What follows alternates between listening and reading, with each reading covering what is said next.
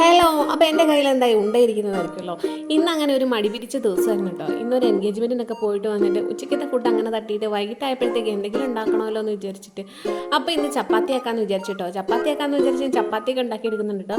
ചപ്പാത്തി എണ്ണം തൂക്കുക നല്ല പൊള്ളിച്ചെടുത്തിട്ടുണ്ട്. അപ്പോൾ അതിന് എന്താണ് കറി വേണ്ടേ? കറി അപ്പോൾ മക്കളെ പറ്റിക്കണമല്ലോ. അപ്പോൾ ഞാൻ വേഗം കുറച്ച് കട്ട തൈര് എടുത്തിട്ട് അതിലേക്ക് പഞ്ചസാര ഇട്ട് കേട്ടോ. അപ്പോൾ ഇതൊരു ഫില്ലിങ്ങോ കറി എന്തൊക്കെ ആവാം കേട്ടോ.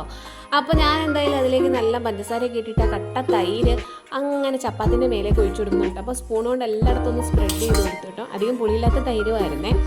എന്നിട്ട് എന്തായാലും ഇതിങ്ങനെ സ്പ്രെഡ് ചെയ്തിട്ട് റോൾ ചെയ്താണ് ഞാൻ എന്തായാലും മക്കൾക്ക് കൊടുക്കാൻ ഉദ്ദേശിച്ചിരിക്കുന്നത്.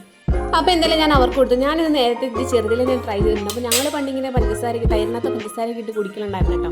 അപ്പോൾ ഇവിടെ മക്കൾക്ക് അങ്ങനത്തെ ശീലമൊന്നുമില്ല. അപ്പോൾ എന്തായാലും ഞാൻ അവർക്കിത് റോൾ ചെയ്ത് കൊടുത്തിട്ടോ. അവർക്ക് ഒരുപാട് ഇഷ്ടമായി. എനിക്ക് പണ്ടേ ഇഷ്ടമാണ് ഇതിന്. അപ്പോൾ എന്തായാലും ഞങ്ങളിന്ന് അത് കഴിച്ചു. കുട്ടികളൊക്കെ വളരെ സന്തോഷത്തോടെ കഴിച്ചു. ട്രൈ ചെയ്യാത്തവരൊക്കെ ഇപ്പോൾ ട്രൈ ചെയ്ത് നോക്കണേ.